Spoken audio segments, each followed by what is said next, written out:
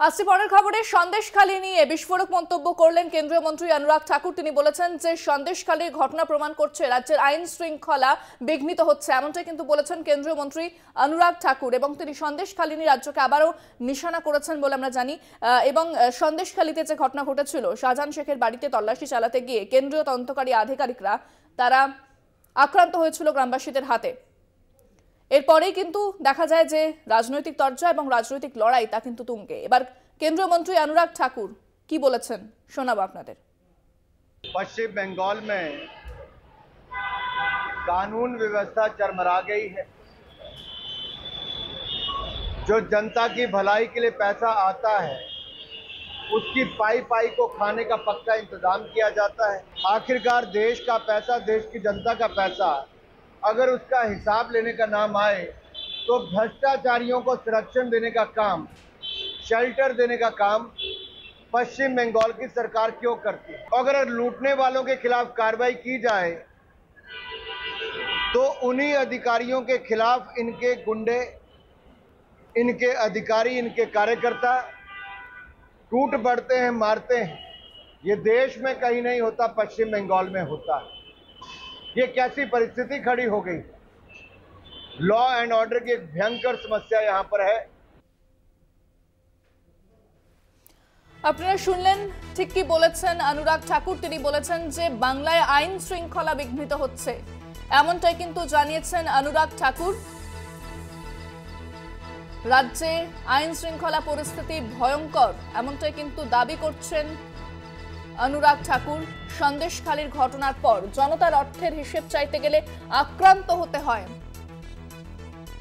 কলকাতায় এসে তোপ অনুরাগ ঠাকুরের। আমরা জানি সন্দেশখালীতে যে ঘটনা ঘটেছে, কেন্দ্রীয় তদন্তকারী আধিকারিকরা আক্রান্ত হন। শাহজাহান শেখের বাড়িতে তল্লাশি চালাতে গিয়ে গ্রামবাসীদের হাতে মার খেতে হয় তাদের। এরপরেই কিন্তু রাজনৈতিক তরজা তুঙ্গে, যেখানে রাজ্যের আইন শৃঙ্খলা পরিস্থিতি ভয়ঙ্কর বলে দাবি করছেন কলকাতায় এসে কেন্দ্রীয় মন্ত্রী অনুরাগ ঠাকুর।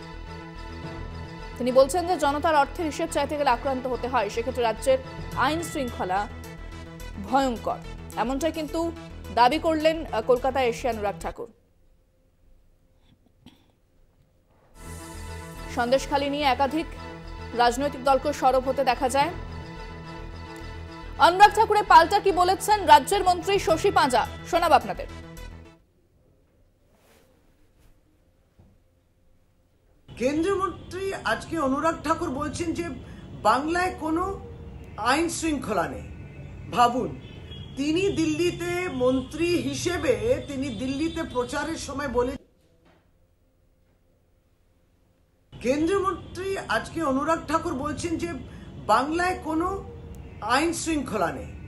ভাবুন, তিনি দিল্লিতে মন্ত্রী হিসেবে তিনি দিল্লিতে প্রচারের সময় বলেছিলেন গোলি মারো ড্যাশ ড্যাশ ড্যাশ দেশ কে গদ্দারোं को। আপনি ঘৃণার বক্তব্য রাখেন, আপনি যে বক্তব্য রাখেন তার জন্য তো জেলে থাকা উচিত, আর আপনি আইন শৃঙ্খলা নিয়ে প্রশ্ন করছেন।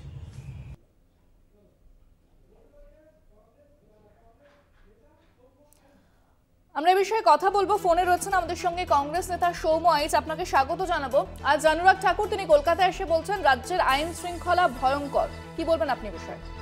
কোন অনুরাগ ঠাকুর? যে অনুরাগ ঠাকুর বলেছিলেন গলি মারো ইত্যাদি ইত্যাদি, সে তিনি বলছেন। আচ্ছা দেখুন, পশ্চিমবঙ্গের আইন শৃঙ্খলা খারাপ আমরা আজকে থেকে বলছি না, দীর্ঘদিন ধরে বলছি। কিন্তু ওনারা হঠাৎ করে এই সময় এসে বলছেন, তার মানে এটা উদ্দেশ্য প্রণোদিত ভাবে বলছে পশ্চিমবঙ্গের আইন শৃঙ্খলা তো খারাপ। আপনারা কি করেছেন? সরকার তো আপনাদের। আমরা যখন 355 চেয়েছি, আমরা 356 চেয়েছি, আপনারা হাত গুজিয়ে বসে আছেন কেন? সরকারটা যখন ইডিকে মারছে, 4 দিন লেগে গেল স্বরাষ্ট্রমন্ত্রীর একটা বিবৃতি এলো না, একটা চিঠি লিখতে।